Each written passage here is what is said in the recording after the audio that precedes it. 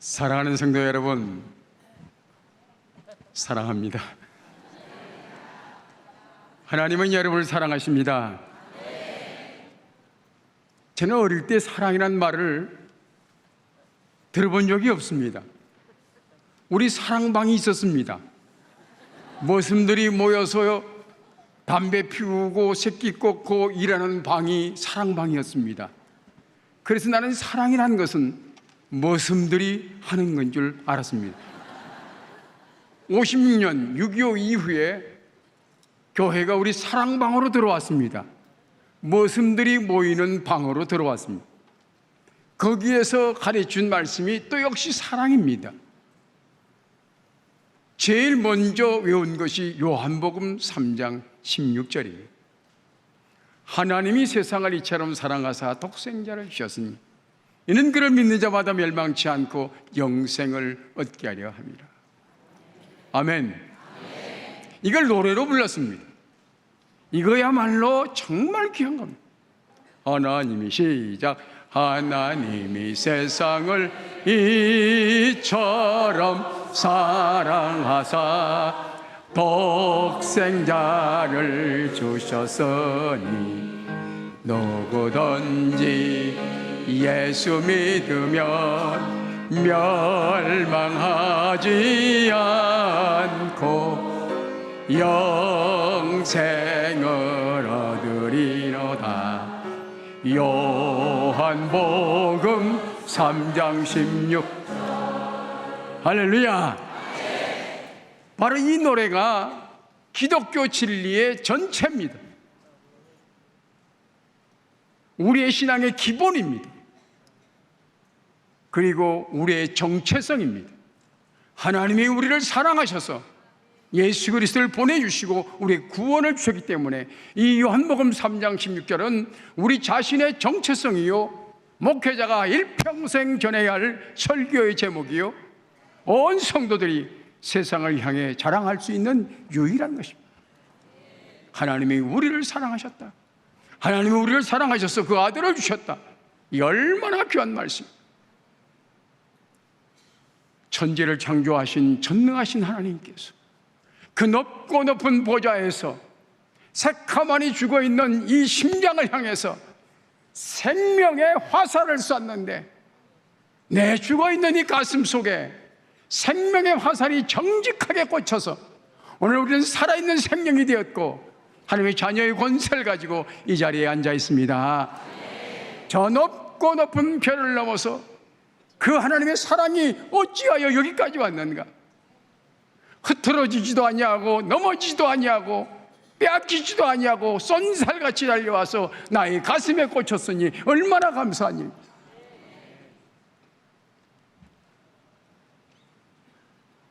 우리 조상 아담과 하와가 왜 선악과를 따먹었을까? 이 질문은 유치하게 들릴 수도 있습니다. 그러나 이것이 인생의 가장 중요한 질문이요, 이 질문이 기독교 존재의 가치를 말해주고 있는 것이고 이 문제의 정답이 평생 설교해야 할 주제이며 전도자가 전도해야 할 내용입니다. 왜 아담이 하와가 선악과를 먹었을까? 왜 따먹었을까? 우리는 말합니다. 사탄이 유혹해서. 그렇습니다. 사탄이 유혹했습니다. 그러나 아담과 하와에게는 하나님께서 그들의 심령 속에 넣어준 자유의지가 있습니다. 하나님께서 흠없는 자유의지를 주었습니다. 스스로 판단하고 스스로 결정할 수 있는 위대한 자유의지를 주었습니다. 하나님과 똑같은 마음을 준 겁니다. 그런데 아담과 하와는 결국 선악과를 따먹는 쪽으로 결정을 했습니다. 이유가 뭘까요? 이유가 뭘까요? 유혹받아서. 왜 유혹받았을까요? 아담과 하와는 하나님처럼 되고 싶었습니다. 하나님이 가진 그 권세도 갖고 싶고 하나님이 앉은 그 영광의 자리도 앉고 싶고 하나님이 가진 모든 것도 갖고 싶고 하나님과 더불어 찬란한 천국에도 살고 싶고, 그래서 선악과를 따먹었습니다. 그런데 그가 하나님처럼 된 것이 아니라 결국 사탄처럼 되고 말았습니다. 지금도 하나님처럼 높아지려고 했던 교만한 사람들이 사탄처럼 천대받는 천한 인간이 되는 경우도 많이 있습니다. 요즘 은퇴한 목사에게 또 선후배 많은 목사님들이 찾아와서 위로하고 격려하고 다시 힘준다고 생각하고, 목사님 이제는 다 내려놓으시고 더 마음을 비우시고 편히 사시기 바랍니다. 얼마나 좋은 말이에요. 그러면 그렇게 말하는 자기는 내려놨나? 정말 욕심 없이 살고 있는가? 타 종교나 우리 기독교도 마찬가지입니다. 공수래 공수거다. 빈손으로 왔으니 빈손으로 가야 된다고 말하고 있습니다. 맞습니다. 우리 다 빈손으로 왔다가 빈손으로 돌아갑니다. 욕심낼 것이 없다는 겁니다. 여러분, 떨어진 옷 한 벌 걸치고 나는 모든 걸 다 이제는 놓았다고 생각하는 사람이 있습니까? 스스로 나는 가난한 자가 되었다고 하면서 이제 마음을 비웠다고 얘기하지만 정말 그 마음 비어 있을까요? 기독교는 비우는 종교가 아닙니다. 인간은 비워서 되는 존재가 아닙니다. 하나님의 마음을 넣어준 자유의지를 가진 아담과 하와도 욕심이 생겼습니다. 절대로 인간은 빈 마음을 가질 수가 없습니다. 인간은 이 속에 채워져야 돼요. 채워져야 돼요. 하나님은 아담과 하와의 범죄의 원인을 잘 압니다. 그들의 욕망 때문이었습니다. 하나님처럼 되고 싶은 그 욕망 때문이었습니다. 인간은 하나님만큼 가져야 만족합니다. 하나님만큼 높은 영광의 자리에 앉아야 행복합니다. 그 화려한 천국에 살아야 기쁨이 넘칩니다. 그리고 하나님만큼 영원히 살아야 넉넉합니다. 종종 다른 교회 가서 앞에 계신 성도님에게 묻습니다. 몇 년이나 살고 싶습니까? 아유, 주님 부르실 때까지 살면 되죠. 아니, 딱 부러지게 몇 년? 90세. 그 옆에 있는 분에게 물으면 100세. 조금 더 쓰시라고 그러면 120세. 120세. 정말이냐고. 내가 딱 120살까지만 살라고 그렇게 말하면 오케이 하겠습니까? 안 해. 왜? 인간은 영원히 살기 전까지는 절대로 만족하지 못합니다. 하나님만큼 살기 전까지는 인간은 결코 넉넉하지가 않습니다. 저에게 묻습니다. 야, 그러면 너는 얼마만큼 살아야 되겠느냐? 예, 저 하나님 앞에 앉혀줘야 저는 만족합니다. 하나님이 가진 모든 것을 내 것으로 만들어야 나는 정말 행복합니다. 하나님의 그 영광의 자리에 같이 앉아야 나는 기쁩니다. 하나님만큼 영원히 살아야 저는 족합니다. 이것이 누구나 속일 수 없는 진실입니다. 하나님이 이것을, 인간의 그 욕망을 다 아십니다. 이것을 채워주지 않고는 만족할 수 없다는 것을 하나님은 아십니다. 인간의 지금 욕망이 잘못된 것이 아닙니다.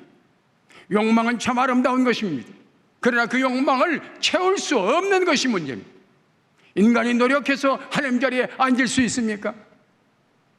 인간이 무슨 재간으로 하나님 가진 그 영광을 누립니까? 할 수 없는 겁니다. 인간은 도저히 불가불가한 그것을 탐하고 있는 것입니다. 그때 하나님께서 어리석은 자야, 너의 그 욕망은 결코 너 스스로는 채울 수 없는 것이다. 내가 그 욕망을 채워주지. 내가 주겠다. 너로 말미암아 만족하고 기뻐하고 감사하고 감격할 수 있는 선물을 내가 주겠다. 하나님 결심하셨습니다. 바로 어쩔 수 없는 인간, 아무리 노력해도 발버둥 쳐도 그 자리에서 벗어날 수 없는 그 욕망의 사람에게 하나님은 긍휼을 베풀기로 결심했어요. 세리 요한의 아버지 사가리아가 예수님이 오실 것을 예언할 때 누가복음 1장 78절에 사가리아가 예언하게 이는 우리 하나님의 긍휼로 인함이라. 이로써 돋는 해가 위로부터 우리에게 임하여 어둠과 죽음 그늘 아래 앉아있는 우리에게 비치고 우리의 발을 평강의 길로 인도하시도다 했습니다. 바로 하나님의 긍휼이 뭐였는가? 예수 그리스도입니다. 예수 그리스도를 주시면 인간이 욕망했던 영원히 사는 길과 하나님처럼 되는 길과 천국의 영광을 누리는 그것, 하나님이 가진 모든 것이 내 것 되는 그것을 이룰 수 있는 것을 하나님은 아셨습니다.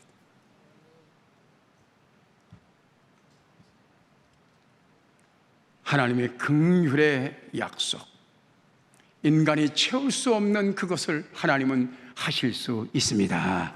인간으로는 할 수 없는 그것을 하나님은 하실 수 있습니다.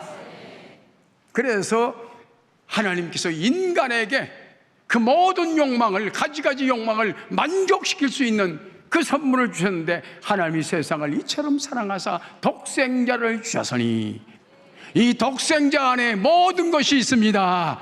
모든 것이 있습니다. 오늘 주제가 믿음으로 살리라 했는데 추상적인 생각이 아닙니다. 믿음 속에 담겨있는 예수 그리스도로 말미암아 사는 것을 의미하는 것입니다. 그 믿음 안에 담겨있는 예수 그리스도, 그가 내 안에 오시면 나는 하나님의 자녀의 권세를 갖는 위대한 사람이 됩니다.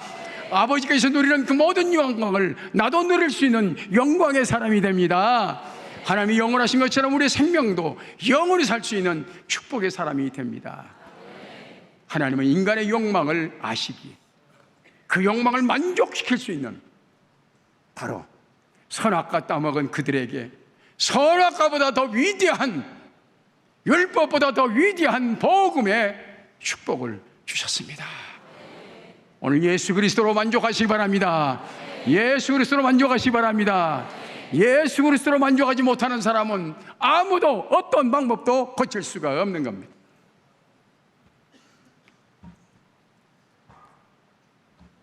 이미 예수님을 보내셔서 구원의 역사를 이루신다면 모든 사람을 다 구원하시지 왜 누구는 구원하고 누구는 구원하지 않는가?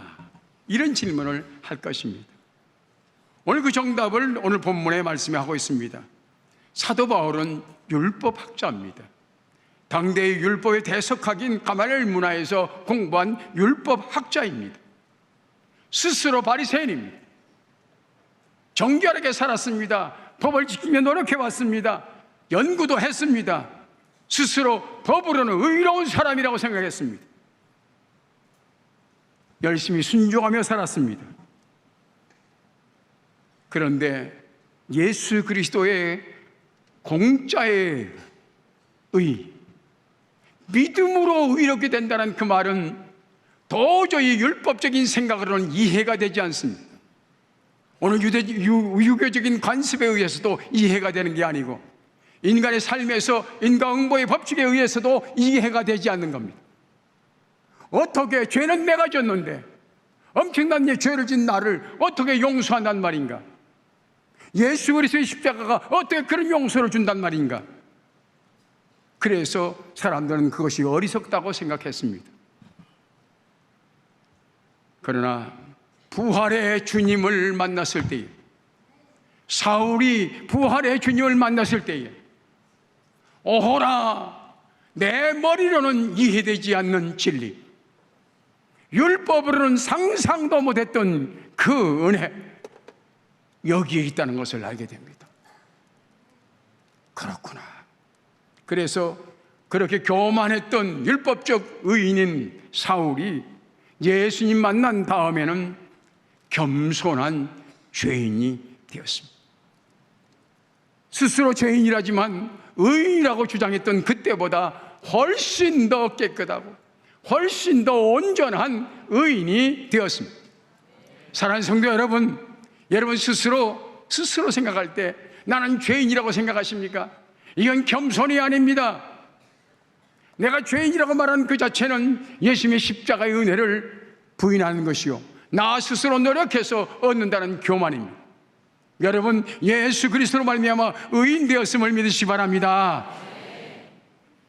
우리는 이번 수련회를 통해서 로마서를 공부합니다. 바울 사도는 로마서를 쓰면서 고민했을 겁니다. 왜 율법적인 사고와 복음적인 만남에서 충돌이 됩니다. 그래서 오호라 나는 곤고한 사람이로다, 이 사망의 몸에서 누가 나를 건져내랴. 율법의 사람으로는 죄인이요 의를 행하려도 할 수 없는, 어쩔 수 없는 한계적인 인간이 되고 말았다는 사실. 그러나 로마서 8장에 넘어가서 하는 말이 있습니다. 그러므로 이제 그리스도 안에 있는 자에게는 결코 정죄함이 없나니, 율법으로 말하면 대추나 뭐 연걸리듯이 이것도 걸리고 저것도 걸리고 저것도 걸리는데 그리스도 안에 가면, 그리스도 안에 들어가면 모든 죄를 다 도말했기 때문에 그 무엇도 정죄받지 않는 자유인이 된다는 사실입니다. 그 법이 무엇이냐? 율법이 아니다. 이는 그리스도 예수 안에 있는 생명의 성령의 법이, 생명의 성령의 법이 예수 그리스도입니다. 그 법이, 예수 그리스도의 십자가의 법이, 성령을 통해서 우리에게 주신 그 은혜가 우리를 자유케 했다는 말씀입니다. 우리를 해방했습니다. 우리를 해방했습니다. 율법은 아무리 연구하고 지키려고 노력해도 죄와 사망의 법에서 놓아주지 않습니다. 십자가의 은혜만이, 생명을 줍니다. 성령의 은혜만이 우리를 죄로부터 해방시켜 줍니다. 그래서 유명한 율법학자요, 스스로 바리새인이요, 엄하게 신앙생활을 해온 바울 사도도 내가 지금까지 구원을 위해서 노력했던 이 모든 노력은, 인간의 노력은 배설물로 여기노라. 내 노력으로 구원이 되는 것이 아니었고, 내 노력으로, 내 행위로 의로워지는 것이 아니라는 것을 알기에 예수 그리스도라는 진리가 너무 고상해서 이것만이 구원이고, 이것만이 자유고, 이것만이 의지, 다른 것으로는 이룰 수 없다고 생각했기에 배설물로 여긴다. 행여나 나의 행위로 저 사람보다 나는 의롭다고 생각하는 분이 계십니까? 나는 저 사람보다 더 열심히 충성했기 때문에 하나님께 더 인정받을 것이라고 생각하십니까? 우리는 똑같은 죄인이었습니다. 우리는 다 지옥에 갈 수밖에 없는 원죄를 가진 죄인들이었습니다. 그러나 하나님의 은혜로 예수 그리스도의 선물을 받아서 오늘 이 자리에 앉게 된, 영광의 자리에 앉게 된 축복받은 사람입니다. 우리는 의인입니다. 우리는 의인입니다. 늘 말씀드렸지만 우리는 미운 어리새끼가 아닙니다. 우리는 백조입니다. 남들이 뭐라고 하고 지금 한국의 기독교에 대해서 비난하고 없이 여기지만 정말 세상 사람을 향해 하고 싶은 말이 있습니다. 까불지 마라. 주님 오시는 그날에 우리는 백조처럼 창공을 차고 올라가지만 너희들 검은 오리들을 두고 봐라. 땅에서 꾀꾀거리다 쓰러질 날이 올 것이다. 우리는 주님 오시는 그날에 창공을 차고 올라가 주님을 맞이할 영광의 사람인 것을 믿으시기 바랍니다. 그래서 율법보다 더 큰 힘이 무엇인가? 율법을 뛰어넘는 능력, 그것이 바로 하나님의 은혜입니다. 십자가의 용서입니다. 예수 그리스도의 보혈의 피입니다. 오늘 본문에 너희는 그 은혜에 의하여 믿음으로 말미암아 구원을 받았으니 이것은 너희에게서 난 것이 아니요 하나님의 선물이라. 행위에서 난 것이 아니니 이는 누구든지 자랑하지 못하게 함이니라. 아멘.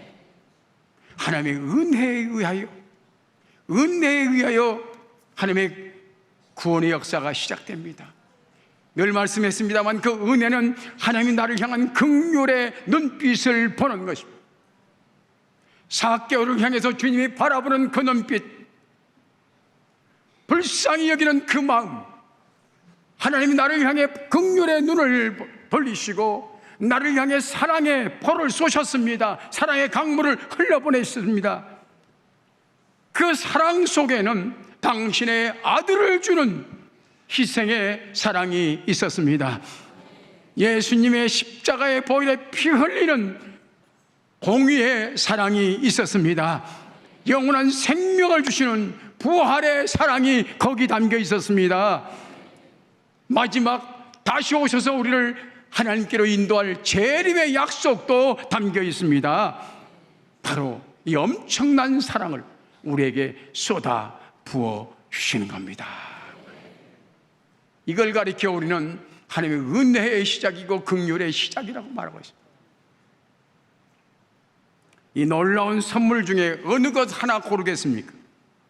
하나님의 긍휼의 사랑 중에 희생의 십자가의 사랑도 있고 부활의 생명의 사랑도 있고 마지막 영광의 재림의 사랑도 있는데 여러분 어느 것을 고르겠습니까? 그것은 하나 가지고 되는 게 아닙니다.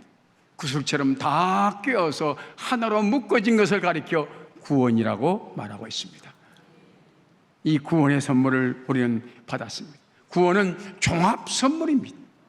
구원은 종합 선물입니다. 모든 것을 하나로 묶어서 우리에게 주시는 놀라운 선물입니다. 이 아름답고 귀한 선물을 어디에 담아서 주는가? 아무에게나 그냥 뿌려주는 것 아닙니다. 선물은 내용도 중요하지만 포장도 중요한 겁니다. 선물을 담는 그릇도 중요한 겁니다. 임금님이 잡수시는 밥이나 우리 그냥 중간층에서 먹는 밥이나 쌀로 한 건 똑같은데 임금님의 밥사발이 다른 거예요.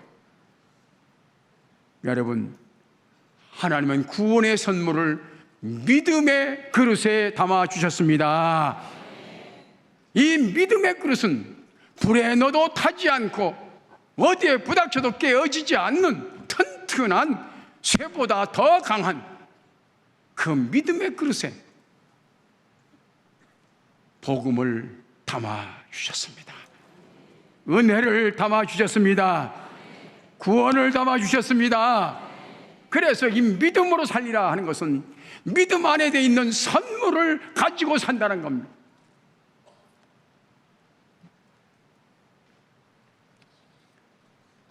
그런데 이 믿음의 선물을 적당하게 싼 것이 아니라 비단 보자기에 쌌는데 이 비단 보자기를 가리켜 뭐라고 하느냐? 은혜라고 합니다. 은혜라고 합니다. 은혜의 보자기에다가 믿음의 그릇에다가 보화 대신 보물 대신 예수 그리스도를 넣어서 우리에게 선물로 주셨는데 이것을 선물 받은 사람을 객관적인 언어로 말하면 구원받은 사람이라고 합니다. 이 선물을 우리 모두에게 각자에게 하나씩 주셨습니다. 모두에게 주셨습니다. 믿음은 작든 크든 간에 작든 크든 간에 그 속에는 믿음 속에는 예수 그리스도의 구원의 역사가 담겨 있습니다. 하나님의 사랑이 담겨 있습니다. 그래서 믿음은 금보다 귀한 겁니다. 이 믿음을 가진 자는 결코 죽임을 당하지 않습니다. 이 믿음을 가진 자는 영원한 생명을 얻습니다. 바로 이 믿음은 믿음 속에는 보화 대신 예수 그리스도가 있기 때문에 그래서 우리는 금보다 귀한 믿음이다. 금보다 귀한 믿음. 생명이 그 속에 담겨 있기 때문에 얼마나 귀한지. 그래서 우리 믿음으로 오직 믿음으로 살리라는 말씀 그냥 믿음으로 사는 것이 아니라 그 믿음 속에 담겨 있는 생명의 주님으로 사는 여러분 되시기 바랍니다.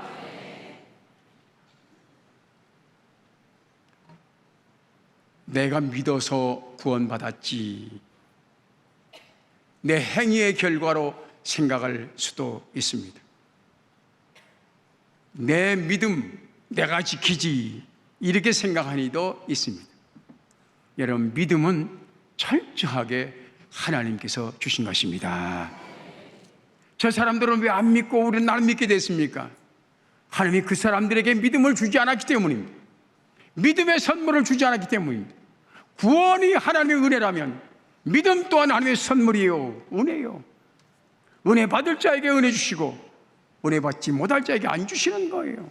우리는 다행하게도 그 은혜를 입어서 예수 그리스도를 구주로 믿는 축복을 받았습니다. 아무에게나 준 게 아니다. 우리는 정말 놀라운 은혜를 받은 것이다. 그래서 제가 종종 말하기를, 자다 생각해도 감사하다. 왜 나 같은 인간에게 그 아들 예수 그리스도를 보내주셨는가? 왜 나를 믿게 했는가? 하나님의 은혜로 있을 데 없는 자 왜 구속하여 주는지 난 알 수 없도다. 어릴 때는 그게 하나님의 은혜로 있을 데 없는 자 왜 구속하여 주는지 그랬는데, 정말 왜 구원해 주는지 난 알 수 없다. 그걸 알 수 있는 사람은 아무도 없습니다. 그건 바로 하나님만이 아시는 겁니다. 하나님 왜 저를 구원해 주셨습니까? 내 마음이다. 그겁니다. 하나님이 절대 주권이요, 내가 노력해서 발버둥 쳐서 얻은 것도 아닙니다. 혈통이 좋아서 얻은 것도 아닙니다. 성격이 좋아서 믿은 것도 아닙니다. 똑똑해서 예수 믿은 것도 아닙니다. 전적으로 하나님의 은혜의 선택이었습니다. 이 일에 감사하시기 바랍니다. 이 일에 감사하시기 바랍니다. 우리는 바로 다 이 위대한 선물을 받았습니다. 그래서 행위에서 난 것이 아니니 이는 자랑하지 못할 것이다. 자랑해서 되는, 내가 잘나서 받은 것 아니기 때문에 우리는 다만 허리 굽혀서 감사합니다, 감사합니다, 감사합니다 하고 기뻐해야 할 사람입니다. 아멘. 참으로 자다 생각해도 어떻게 우리가 이렇게 됐는가? 아까 얘기한 대로 제가 58년에 우리 동네에 복음이 들어왔더라고요. 우리 사랑방에. 근데 그 전에, 사랑방에 세우기 전에 우리는 전도를 받아가지고 산 너머 교회를 다녔어요. 그래서 결국 우리 이제 사랑방으로 오게 됐는데, 사실 오랜 역사죠. 이야, 그렇게 깡초네. 어떻게 하나님 그리 복음을 일찍 주셨는가? 그래서 정말 어쩌면 또 그 많은 집 중에 우리 집으로 오셨는가? 이야, 생각해봐도 너무 감사. 우리 아버지는 정말 유교 담당이요, 학자요, 한학자요, 동네 유지인데 절대로 예수 믿을 뿐이 아니요. 내가 생각해도 우리 아버지는 절대 예수 믿을 사람이 아니요. 그런데 하나님께서 어쩌자고 우리 아버지의 마음을 터나. 이야, 나는 기적 중에 기적이다. 기적 중에 기적이다. 이게 바로 하나님의 은혜입니다. 안 될 것 같고 못할 것 같고 해서는 안 될 그런 것 같지만 하나님은 얼마든지 하실 수 있습니다. 저 사람은 예수 믿지 말고 그냥 지옥에 갔으면 좋겠다, 그런 사람도 있겠죠. 저 사람은 예수 안 믿어도 천당 갈 것 같다, 그런 사람도 있죠. 아니올시다. 하나님의 선택은 거기에 있지 않았습니다. 인간은 다 죄인이었는데 하나님의 긍휼의 눈빛이 누구를 향해 갔는가가 중요한 겁니다. 하나님께서 그 긍휼의 눈빛을 내 영혼 가운데 밝혀주셨습니다. 나를 돌아보셨습니다. 나를 불쌍히 여겼습니다. 나를 사랑했습니다. 그 손잡아 일으켜주셨습니다. 그래서 우리는 그 하나님의 은혜로 있을 데 없는 자 왜 구속하여 주는지 난 알 수 없다고 고백합니다. 우리는 이 신앙생활을 언뜻 생각하면 율법적인 사고에 의해서 철저하게 하나님의 말씀에 순종하며 그의 말씀을 지키기 위해 노력하는 삶을 신앙생활이라 한다, 이렇게 정의할 겁니다. 거의 맞는 것 같습니다. 그러나 그렇기 때문에 우리는 뭐 해야 합니다, 뭐를 지켜야 됩니다, 어떻게 살아야 됩니다, 거룩하십시오, 충성하십시오, 전도하십시오, 이렇게 강요하며 아브라함처럼 사십시오, 모세처럼 사십시오, 그렇게 말하기도 합니다. 그러나 복음적인 신앙생활은 바울 사도가 말한 복음적인 신앙생활은 감히 받을 수 없는 은혜를 받은 내가 무슨 노력으로 대가를 치른다는 것이 아니고 주신 선물을 생각하면서 고마우셔라, 감사하셔라, 감사하며 감격하며 살아가는 것이 신앙생활입니다. 내 아버지께서 선물꾸러미를 주셨는데 끌려보니까 끌려보니까 그 속에 하나님의 아들이 담겨 있구나. 끌려보니까 십자가에서 피 흘리는 예수님이 거기 계시구나. 끌려보니까 내 모든 죄를 다 씻었다고 하는 사면장, 용서의 사면장이 거기 있구나. 죽어 마땅한 사형죄를 범해야 할, 아니, 사형을 당해야 할 나를 무죄 석방한다고 써있는 엄청난 사면장이다. 그리고 놀랍게도 천국 입장권이 또 거기 있어. 더불어 하나님의 아들이라는 권세 있는 아들의 호적이 거기 있어. 펴보니까 놀라운 거예요. 그래서 Amazing Grace. 우리가 상상할 수 없는, 예수 믿고 그냥 천당까지 피상적인 게 아니에요. 정말 꿈속에서라도 천국의 뒷모습이라도 구경한 사람은 뒤돌아서지 않습니다. 이 은혜를 경험한 사람은 반역하지 않습니다. 순교는 율법에 의해서 무서워서 순교하는 것이 아닙니다. 그 은혜가 너무 커서 뒤돌아설 수 없기 때문에, 주님을 떠날 수 없기 때문에 그 길을 뚜벅뚜벅 가는 것이 순교지, 누가 채찍으로 뒤에 쫓아서 가는 것 아닙니다. 은혜는 율법보다 강합니다. 아니, 사랑은 저 죽음보다도 더 강한 겁니다. 바로 예수 그리스도의 사랑을 받은 사람, 그 선물 꾸러미를 펴보면 얼마나 좋은가, 얼마나 놀라운가. 그걸 보면서 기뻐하며 감사하며 기도하며 자연스럽게 살아가는 것, 이것을 가리켜 복음적 신앙생활이라고 합니다. 아멘. 아멘. 한국교회 지금 성장하는 교회가 거의 없다고 말하고 있습니다. 지난주 우리 교단 신문에 보니까 우리 대한예수장로회 통합 측 통계에 의하면 16,000명의 세례교인이 줄었다고 합니다. 여러분, 16,000명이란 대단한 겁니다. 왜 이렇게 세례교인이 줄었나? 세례받고 교회에 나오던 사람들이 교회에 나오지 않는다는 겁니다. 왜 그럴까?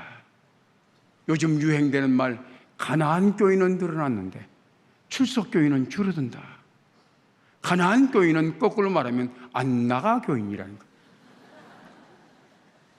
예수 믿고 천국 가려고 교회 왔는데 자꾸만 죄인으로 만들어 죽음의 공포를 뒤집어 세우니까, 무거운 짐을 자꾸 지어주니까 너무 피곤하고 너무 힘들고 두려워, 재미가 없다.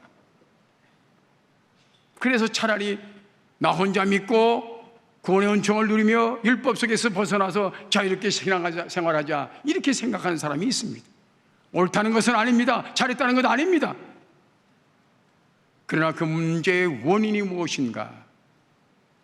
오늘날 기독교를 차츰 유대교화한 겁니다. 저는 동문회 가서도 말했습니다. 우리는 분명히 대한예수교 장로회인데 이제 바꾸자, 대한유대교 장로회라고 바꾸자. 왜? 복음적인 교회가 아니라 율법적인 교회 되고, 왜 그렇게 숙제는 많고 책임은 많으냐? 우리 주님께서 다 이뤘다는 복음은 어디 가고, 왜 그렇게 율법을 강조하고 율법으로 구원받는 것처럼 말하고 있느냐? 호되게 얘기했습니다. 맞습니다. 강도도 용서받은 십자가, 창기도 용서받은 주님의 사랑, 누구나 다 와서 용서받고 누구나 다 새롭게 되는 그 생명의 강이 흘러가고 있는 생수는 어디 가고, 무서운 심판의 칼만 번쩍일 때에 안 나가 가나안 교인이 생긴다는 겁니다. 사랑하는 성도 여러분, 바로 이 로마서는 하나님의 엄청난 은혜를 우리에게 쏟아부어 주실 것입니다. 믿음 속에 담겨있는 선물, 그 선물을 발견할 때마다 감사하며 감격하게 될 거예요. 바울 사도가 그 율법 아래 있다가 오호라 나는 곤고한 사람이로다, 누가 이 사망의 몸에서 나를 구원하랴. 한쪽에는 하나님의 법을, 한쪽에는 세상의 법을 따라가려는 이 갈등 속에서, 율법의 정죄 속에서 살다가 로마서 8장에 넘어가서 그리스도 안에 있으면 결코 정죄함이 없다는 완전한 자유를 누렸습니다. 이번 로마서 강의를 통해서 완전한 자유를 누리는 여러분 되시기 바랍니다. 복음 안에 자유를 누리시기 바랍니다. 믿음으로 자유를 누리시기 바랍니다. 바로 믿음 속에 담겨있는 하나님의 선물을 발견할 때 그 선물은 하나님의 아들의 핏값으로 얻어진 것을 알게 될 것이고, 나를 사랑하는 주님의 생명이 거기 있다는 것을 알게 될 때에 얼마나 놀라운. 여러분, 자녀들에게 명령해서 변합니까?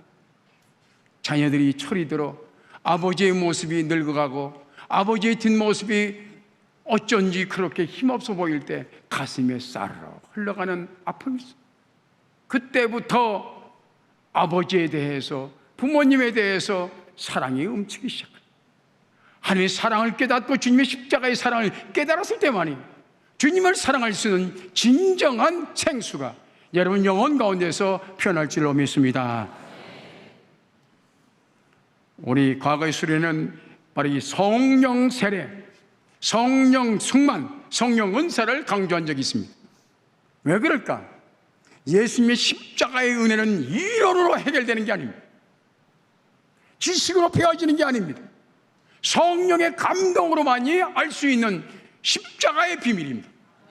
바로 그렇기 때문에 거기 같이 계셨고 그 죽음과 그 삶과 그 모든 역사를 같이 이뤘던 성령이 오셔서 이 십자가는 너를 위하여 달린 예수 그리스도 하나님의 아들의 십자가라는 것을 내 마음에 넣어줄 때만이 아멘 아멘 감격하게 되는 겁니다.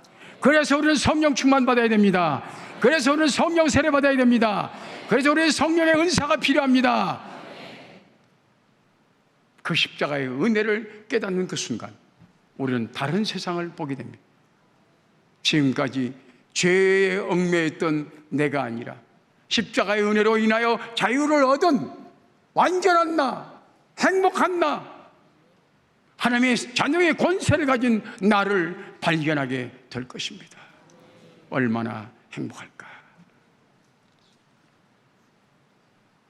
율법 그 이상의 더 거룩한 하나님의 자녀로 다시 한번 태어날 수 있는 은총이 있길 바랍니다. 그래서 우리는 찬송할 때 그 크신 하나님의 은혜 말로 다 표현 못해요. 인간의 언어로는 표현되지 않는 겁니다. 왜? 하나님의 사랑으로, 하나님의 영으로, 예수 그리스도의 희생으로 이루어진 엄청난 결과를 선물로 안아. 이 선물을 이 가슴에 감당할 수가 없는 거예요. 제대로 펴본 사람은 깨닫게 됩니다. 경험하게 됩니다. 내가 얼마나 큰 복을 받은 사람인가. 내가 이 땅에서 제일 행복한 사람이라고 말하게 될 것입니다. 그리고 누가 뭐라고 말하지 않아도 내가 무엇을 해야 할 사람인가를 스스로 알게 됩니다. 성령은 우리 안에서 모든 것을 다 가르쳐 주시고 깨닫게 하시고 갈 길을 친히 인도하셔서 지정의의 성령께서는 우리로 하여금 정적으로 지적으로 결단할 수 있도록 철저하게 인도해 주십니다. 그래서 우리 옛 말에 소금 먹은 사람이 물킨다. 소금 먹은 사람이 물킵니다. 복음 먹은 사람이 역사합니다. 복음을 가진 사람은 자연히 그 마음속에 기쁨이 넘칩니다. 행복이 넘칩니다. 감사가 흘러나옵니다. 열심 충성합니다. 더 나가서 순교도 합니다. 제가 오래전부터 많이 얘기했던 거, 세상에 제일 어려운 일이 뭐라고요? 상당교회 교우들은 다 알죠. 제일 어려운 게 뭐라고요? 대머리 핀 꼽는 거예요. 왜 대머리 핀을 못 꼽아요? 맞습니다. 대머리 핀을 꼽지 못하는 것은 머리털이 없기 때문이에요. 맞습니다. 그런데 저는 그 순간, 우리 딸이 들려주는 그 순간부터 그게 내게 주는 하나님의 음성으로 들려왔습니다. 가장 어려운 일은 멀리 있는 것이 아니라 네 머리 위에 있다. 그리고 어려운 것은 적이 어렵구나, 사탄이 어렵구나, 원수가 미워서가 아니라 네가 없기 때문이다. 뭐가 없기 때문이다? 복음이 없기 때문이다. 복음을 가진 자는 원수도 넉넉히 사랑합니다. 내가 사랑하는 것이 아니라 내 안에 계신 복음이신 예수께서 그의 영혼을 사랑하기 때문입니다. 복음을 가진 자는 세상 풍파에 의해서 흔들리지 않습니다. 왜? 예수님은 풍랑을 뛰어넘는 분이기 때문입니다. 그래서 어려운 일, 어려운 거 아닙니다. 내게 복음만 있으면 무엇이든지 할 수 있고 어떤 충성이든지 할 수가 있습니다. 그래서 복음 먹은 사람은 그 얼굴에 먼저 기쁨이 있고 삶에 감사가 있고 바르고 충성된 사람이 됩니다. 삭개오, 우리가 말하는 삭개오 욕심쟁이죠. 치부한 사람이에요. 부정한 방법으로 돈을 끌고 모든 사람이었지만 그의 마음속에 돈으로는 해결될 수 없는 문제가 있어요. 그때 예수님께서 삭개오야, 오늘 내가 내 집에 유해야 되겠다. 삭개오의 마음으로 주님이 뛰어들으니까 모든 것이 다 도망갔습니다. 주여, 내가 내 재산의 절반을 가난한 자에 주겠습니다. 당신이 오니까 재산이 필요 없습니다. 세상 모든 걸 다 가진 것입니다. 내가 남의 것 토색한 거 있으면 4배나 갖겠습니다. 당신이 생명을 가지고 오셨기에 나는 그 다 버리고 영원한 생명을 얻겠습니다. 옳습니다. 바로 예수 그리스도를 얻는 것은 인간의 근본적인 욕망인 하나님만큼 높아지고자 하는 것, 하나님의 영광을 취하고자 하는 것, 그리고 하나님과 더불어 화려하게 살고 싶은 것, 아니 영원히 살고 싶은 것, 이 모든 것을 만족할 수 있는 유일한 방법입니다. 여러분, 욕망을 가지시기 바랍니다. 헛된 욕망이 아니라 예수 그리스도를 내 안에 모시는 가장 위대한 선물을 품는 그 욕망을 가지시기 바랍니다. 이번 여름 수련을 통해서 주님이 내 마음속에 오심으로 말미암아 모든 염려 걱정 다 사라지고 모든 욕심 다 버리고 모든 교만 다 꺾어버리고 오직 주님을 사랑하는 여러분 될 수 있기를 바랍니다. 예수님이 오시면 더 이상 높아질 것이 없기 때문에 섭섭합니다. 더 이상 가질 것이 없기 때문에 허전할 겁니다. 더 이상 누릴 쾌락이 없기 때문에 심심할는지도 모릅니다. 그러나 그로 인해서 끊이지 않는 찬양이 우리 속에 영원히 흘러넘칠 것입니다. 그리고 우리에게는 놀라운 권세가 있는데 하나님을 아빠라고 부를 수 있는, 아버지 하나님 부를 수 있는 위대한 능력이 있습니다. 놀라운 권세가 있습니다. 우리 주님께서 우리에게 기도를 가르쳐주셨습니다. 하늘에 계신 우리 아버지, 이것이 바로 기도의 99%입니다. 하늘에 계신 우리 아버지를 부를 수 있는 관계만 형성되면 그 나머지 모든 문제는 다 해결된 겁니다. 하나님과 나의 가슴과 가슴이 마주쳤을 때 내 모든 소원도 다 아시고 나의 약함도 다 아시고 나의 모든 걸 다 아시기 때문에 모든 문제는 다 순적히 해결됩니다. 아버지의 뜻이 이 땅에서 이루어지기 바랍니다. 얼마나 놀라워요. 그리고 일용할 양식을 주옵소서. 이 속에 우리 아들의 문제, 자녀의 문제, 손자의 문제, 우리 직장의 문제가 다 해결되는 거예요.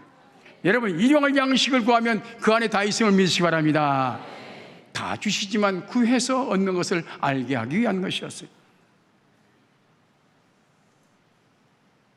뛰어넘습니다. 시간이 참 빨리 가네. 그래서 헌신하라, 봉사하라, 충성하라 말하지 않고 순교하라 말하지 않아도 주님의 제자들 가죽이 벗겨지는 죽음 속에서도 뒤돌아서지 않는 것은 바로 주님을 품은 자의 위대한 힘을 가졌기 때문입니다. 오래전에 제가 그런 얘기 많이 했어요. 85년대 부임해서 우리 교회 하나님께서 주신 비전 보면서 붉은 용이 달려올 때 내가 검으로 목을 쳤노라고 들었죠? 내가 여러 번 얘기했거든. 꿈을 한 번 꾸고 얘기는 수십 번 했어. 그 다음 날은 푸른 용이 달려온다고. 그래 그때는 또 철장이 옷을 딱 치니까 요만한 벌레가 되더라고. 지난 7월 17일 날 크리스천 하우스에서는 청주시 우리 충청노회, 충북노회 또 다른 노회 그리고 다른 교단 목사님들 담임 목사님만 모아가지고 여름 부흥회를 했습니다. 하루 오전 10시부터 12시까지, 오후 2시부터 4시까지, 5시까지 그리고 저녁 먹고 7시부터 9시 반까지 좀 많은 시간을 했습니다. 목사님들만 모아놓고 우리가 먼저 의뢰받자. 그거 준비하고 기도하는 가운데 약간의 두려움이 있었습니다. 하나님, 은퇴한 제가 현역인 그들을 어떻게 가르치겠습니까? 염려가 됐습니다. 근데 16일 밤에 하나님께서 아름다운 꿈을 주셨습니다. 36명의 담임 목사님들이 앉아 있습니다. 말씀을 전하려고 내 앞에 섰습니다. 근데 저 뒤에 좌측 뒷근에 이상한 사람이 앉아 있습니다. 아무리 봐도 이상해. 다가갔습니다. 그 옆에는 검은 상자가 하나 있었습니다. 열어보니까 독사들이 바글바글합니다. 이 통에 독사가 가득 차 있습니다. 순간적으로 제어할 힘이 무엇일까? 깜짝 놀랐습니다. 과거에는 검으로 쳤는데 사람이니까 목을 칠 수도 없고 난감한데 순간적으로 하나님 내 손에 하얀 권총을 들려주는데 이건 성경에도 없는 얘기입니다. 하나님께서 신식으로 바뀌었습니다. 사람에게 권총을 갖다 대니까 꼼짝 못하고 그 독사들을 쏴가지고 나가. 사랑하는 성도 여러분, 지금도 하나님의 역사를 이루고자 할 때 악령의 역사가 따라온다는 사실을 믿으시기 바랍니다. 언제든지 하나님의 역사와 사탄의 역사는 대립 상태에 있습니다. 여러분, 지금도 눈을 바로 뜨시기 바랍니다. 저는 하나님께 감사했습니다. 하나님 감사합니다. 나는 이미 은퇴했고 늙었다고 생각했는데 하나님은 아직도 그 권세를 거두지 아니하셨군요. 그렇습니다. 영의 눈을 뜨시기 바랍니다. 받은 바 은혜를 생각하시기 바랍니다. 하나님은 결단코 여러분들에게 은혜를 걷어가지 않습니다. 은사를 걷어가지 않습니다. 능력을 걷어가지 않습니다. 끝까지 승리할 줄 믿습니다. 우리에게 위대한 힘을 주신 하나님, 그렇습니다. 저는 지금도 그 은혜를 생각합니다. 하나님, 아직도 내 허리춤에는 장군들이 차고 있는 작은 권총 빼서 그의 앞에 갖다 댈 때 그는 떨면서 보따리를 들고 도망가는 모습을 보았습니다. 사랑하는 성도 여러분, 이번 기회에 여러분, 검도 좋고 철장의 권세도 좋지만 요즘 신식으로 된 하얀 은총을 하나씩 받으시기 바랍니다. 사탄의 권세를 제어할 수 있는 하나님의 능력을 가지시기 바랍니다. 이건 하나님의 자녀들이 누릴 수 있는 특권입니다. 자녀에 누릴 수 있는 특권입니다. 하나님이 위대한 보화를 우리에게 넣어줬습니다. 예수 그리스도를 우리에게 넣어줬고 이 보화를 지킬 수 있는 권세도 주셨습니다. 권세도 주셨습니다. 이 권세를 가지고 세상을 이길 수 있는 여러분 되시기 바랍니다. 오직 믿음으로 살리라. 오직 믿음으로 살리라. 믿음 안에 담겨있는 예수 그리스도로 승리하는 여러분 되시기를 바랍니다. 기도합시다. 거룩하신 아버지 하나님, 우리 상당교회를 여기까지 인도하신 전능하신 아버지, 오늘부터 시작되는 여름 수련회에 성령의 기름을 부어주시고 저 신명 신년마다 하나님의 가장 위대하고 거룩한 선물을 하나씩 안겨주시기를 원합니다.